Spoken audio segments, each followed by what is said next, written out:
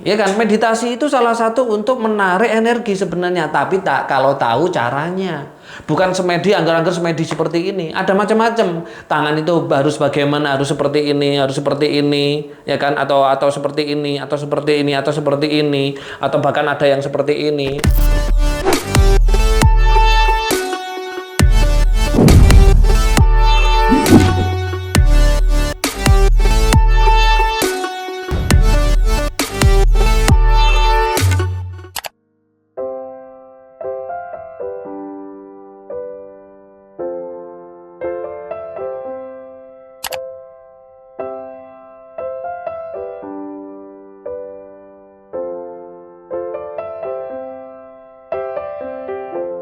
Assalamualaikum warahmatullahi wabarakatuh. Rahayu, rahayu, rahayu. Om Swastiastu. Salam, assalamualaikum, salam budaya dan salam sejahtera untuk kita semuanya. Bagaimana kabarnya teman-teman? Pada kesempatan kali ini pasti sehat, kaya raya, bahagia. Oke, kita sharing aja ya teman-teman. Mungkin teman-teman banyak yang butuh pemahaman tentang olah rasa, gitu kan? Olah rasa. Sebenarnya olah rasa itu apa sih kan gitu kan? Dan bagaimana caranya, ya kan? Dan tempatnya olah rasa itu di mana kan gitu kan?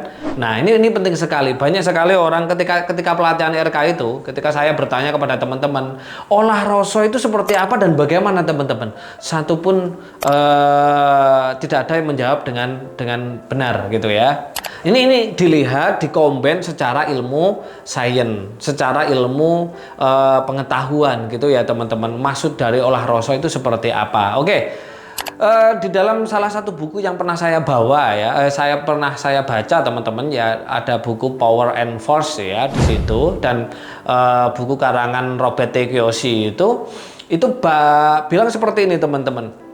Visualisasi, ya kan? Visualisasi afirmasi tidak akan pernah terjadi. Jadi 98% tidak akan mungkin terjadi kalau tidak ada energinya. Mungkin teman-teman pernah melihat atau membaca sebuah buku yang membilangkan kata-kata seperti itu. Ya kan? 98%, ya kan? 98% apa yang divisualisasikan dan diafirmasikan itu tidak mungkin terjadi kalau tidak mempunyai energi. Nah, ini maksudnya apa? Maksudnya ayo kita bahas detail ya, supaya teman-teman ketika berdoa ya kan, ketika visualisasi itu bisa terjadi kan, sehingga bisa mengikuti pelatihan RK kan gitu. Oke. Bahwa kita gini teman-teman, kita itu diciptakan Tuhan itu mempunyai dua komponen otak, yaitu ada otak alam sadar dan otak alam bawah sadar. Oke. Nah, kita membahas otak alam bawah sadar. Otak alam bawah sadar itu adalah sebuah komponen ya, seperti analoginya adalah seperti mobil gitu kan ya. Ini manusia, ini raga manusia ya kan. Kalau mobil, ini mobil ya, mobil. Nah, mobil pasti mempunyai apa yang namanya apa? Mesin. Nah, mesin ini adalah otak gitu loh. Ini analogi ya teman-teman, ini analogi. Nah, kita juga mempunyai sebuah otak. Nah, otak kita kalau dibuat visualisasi, dibuat afirmasi, itu sebenarnya bisa jadi. Ya kan, ketika kita berdoa ditambah visualisasi dan afirmasi itu bisa jadi, karena wujud cipta rasa karso kan gitu kan, dan ada hubungannya jagat cilik dengan jagat gede. Nah, seperti itu. Dan ketika kita menyatu, itulah jadilah makro mikro, jadilah metakosmos kan gitu. Nah, ketika mobil kepengin jalan ya kan, ketika di starter supaya bisa hidup itu butuh apa teman-teman? Butuh yang namanya energi. Ya kan? Oke. Dari sini paham ya? Butuh mobil ini ketika dinyalakan di starter gitu kan, atau gini, atau di starter gitu, dia bisa nyala atau bisa hidup, itu harus butuh energi. Lah, sedangkan energinya mobil apa teman-teman? BBM, bisa solar, ya kan, bisa pertalite, bisa pertamak turbo dan lain-lain. Itu energinya. Sehingga komponen mesin ini dia bisa nyala. Ketika bisa nyala, akhirnya mobil ini bisa berjalan. Sama. Manusia pun juga seperti itu. Manusia diberikan komponen sama oleh Tuhan. ya, yaitu berupa ada otak sadar, otak alam bawah sadar. Nah, ketika otak alam bawah sadar yang fungsinya untuk mewujudkan semua doa-doa kita, yaitu fungsinya untuk mengolah rasa, ya kan, itu harus mempunyai energi. Lah, energinya ini apa? Nah, ini harus tahu teman-teman. Nah, kebanyakan orang-orang nggak paham energinya itu nggak pernah dikasih gitu loh. Makanya ini ya, saya jelaskan ya. Ini ada raga, ya kan? Oke, ada ruh, ada sukma, ada jiwa. Masing-masing tubuh kita itu terdiri dari empat ini. Ini semuanya butuh makanan gitu, butuh energi. Kalau raga kita supaya kita tetap sehat, berlangsung hidup butuh apa? Energi, apa? Makanan dan minuman. Kalau ruh kita, nah, ruh kita ini butuh apa, teman-teman? Butuh ilmu-ilmu kerohanian, ya kan? Yang fungsinya nanti untuk memperbaiki jiwa dan sukma. Nah, ini sukma itu kesadaran, teman-teman. Nah, sukma ini butuh yang namanya apa? Energi, ya. Alam bawah sadar ini butuh energi. Energinya bagaimana? Makanya teman-teman harus bisa yang namanya meditasi, ya kan? Meditasi itu salah satu untuk menarik energi sebenarnya, tapi tak kalau tahu caranya.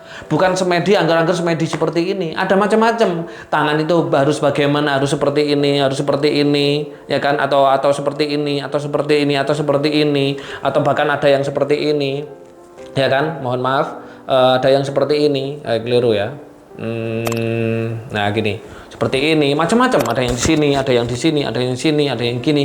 Itu semuanya masing-masing ada fungsinya. Kalau teman-teman tidak pernah belajar, ya kan, tidak pernah belajar spiritual, hanya sekedar meditasi sendiri di rumah tanpa ada gurunya, ya enggak bisa. Makanya kenapa apalagi ditambah sekarang di video yang lalu itu tubuh kita itu kotor gitu loh. Tubuh kita kotor, banyak zat kimianya, sudah tertutup gitu loh. Makanya butuh seorang coach, butuh seorang pendamping, guru yang bisa membuka, ya kan, membuka pintu kesadarannya, pintu sukmanya sehingga mendapatkan energi. Energi apa yang dibutuhkan? Tanah, air, angin, cahaya. Nah, bagaimana kita mendapatkan energi kosmik yang seperti ini? Ya salah satunya adalah melalui alkemis gitu loh. Supaya yang keserot ini tidak semua energi semesta, enggak, tapi ada sendiri. Makanya ketika kita sudah mulai belajar meditasi dan lain-lain, disinilah yang namanya komponen tadi, yaitu alam bawah sadar itu mempunyai energi, kekuatan yang dimana ketika kita berdoa itu bisa langsung mewujud. Ini pentingnya yang namanya yang dibilang oleh beberapa buku bahwa harus visualisasi, afirmasi harus ada energinya. Jadi ada energinya teman-teman. Energi bukan energi apa? Energi kosmik gitu loh. Energi kosmos, energi semesta. Untuk mendapatkan energi semesta itu butuh suatu keheningan. Nah, tetapi permasalahannya manusia zaman sekarang untuk hening susah. Kenapa? Karena sudah banyak terkontaminasi oleh zat-zat kimia, oleh beban, oleh hutang dan lain-lain. Nggak bisa hening. Makanya umurnya orang-orang zaman sekarang pendek-pendek semua. Nah, itu seperti itu. Nah, ini penting sekali teman-teman. Mulailah belajar spiritual. Supaya apa? Ada energi yang masuk ke dalam tubuh kita yang nantinya akan diolah. Namanya saja olah roso. Ini adalah tempat masaknya, yang diolah apa? Energinya. Olah roso. Yang diolah itu roso. Roso itu adalah energi gitu loh. Diolah jadi apa? Jadi keinginan kita, jadi kemampuan kita, kesaktian kita dan lain-lain. Ini kalau orang nggak paham, akhirnya ya pesan saya, carilah guru yang baik, ya, yang dimana bisa mengajari Anda sampai kepada titik kesadaran. Titik kesadaran itu titik apa? Kesadaran dalam sadar. Sesuai dengan Pancasila ayat pasal kedua, ya kan, kemanusiaan yang adil dan beradab. Adil dan beradab. Jadi orang yang kesadarannya tinggi itu adalah orang yang dimana hidupnya akan berkelimpahan. Kenapa? Karena beradab. Kenapa kok beradab? Karena semua yang ada di semesta ini itu semuanya adalah ciptaan Tuhan dan ada ruh Tuhan di dalamnya. Kalau kita menjustifikasi, kita membuli, kita mengelokkan, apa sih bahasanya mengelokkan itu? Menjelekkan, berarti kita sama dengan menjelekkan Tuhan. Sedangkan Tuhan ada di semua yang ada di semesta ini. Nah, itulah yang namanya kesadaran. Sangat gak patut sekali kalau kita menganggap diri kita yang paling benar, menganggap kita ilmu itu seluas samudra, seluas semesta, ada bermacam-macam. Ya kan, nggak mungkin semua orang itu suka nasi pecel kan gitu kan. Masa orang Zimbabwe suka nasi pecel kan nggak mungkin ya kan. Macam-macam. Ayo kita kita mulai berikhtiar teman-teman. Jangan lupa teman-teman ini adalah makhluk spiritual. Jadi jangan hanya belajar ilmu-ilmu yang apa namanya, yang tidak spiritual saja gitu loh, tapi mulai menjalani laku dan tirakat, cari energi, ya kan, mau mulai laku tirakat ke pantai, ke gunung, ke petilasan dan lain untuk mendapatkan energi. Sesudah ada energi di situ baru nanti diolah melalui apa? Melalui alam bawah sadar. Kalau teman-teman kesulitan untuk mengolah rasa, bisa mengikuti pelatihan RK. Akan dibimbing selamanya selama saya hidup. Seperti itu teman-teman yang bisa saya sampaikan. Ini pengetahuan yang mulai bisa menyadarkan kita. Yuk kita menjadi manusia baik terhadap diri kita sendiri, keluarga, masyarakat dan bawono. Karena pesan dari leluhur kita itu adalah memayu hayuning diri, memperbaiki diri. Kalau diri kita sudah baik, kita tidak menyakiti diri kita, saya yakin tidak akan menyakiti orang lain. Setelah memayu hayuning diri, memayu hayuning keluarganya diajak menjadi baik juga, ya kan? Bukan merasa baik ya, tapi menjadi baik. Setelah itu memayu hayuning masyarakat, memperbaiki masyarakat, memberikan edukasi yang baik, pemahaman yang baik, kesadaran, saling mengayomi, saling rohman rohim, saling mencintai, bukan yang saling menjatuhkan seperti itu. Masih banyak kan di luar sana ya kan, saling menjatuhkan kan gitu kan, baik dari A, B, E dan C, dari suku, dari ras, dari agama, macam-macam lah, dari spiritualitas, dan memayu hayuning bawono, memperbaiki dunia kita, karena dunia ini adalah tempat tinggal kita. Kalau tempat tinggal kita ini sudah baik teman-teman, seperti kita masuk dalam rumah, kalau rumah kita baik pasti nyaman. Kalau rumahnya bocor, nggak nyaman, ya kita nggak nyaman. Oke teman-teman, itu yang bisa saya sampaikan. Kebenaran hak milik Tuhan semesta alam. Jika ada salah mohon dimaafkan. Saya akhirul kalam. Assalamualaikum warahmatullahi wabarakatuh. Rahayu rahayu rahayu. Om santi santi santi. Om salam. Assalamualaikum. Salam budaya. Salam sejahtera untuk kita semuanya.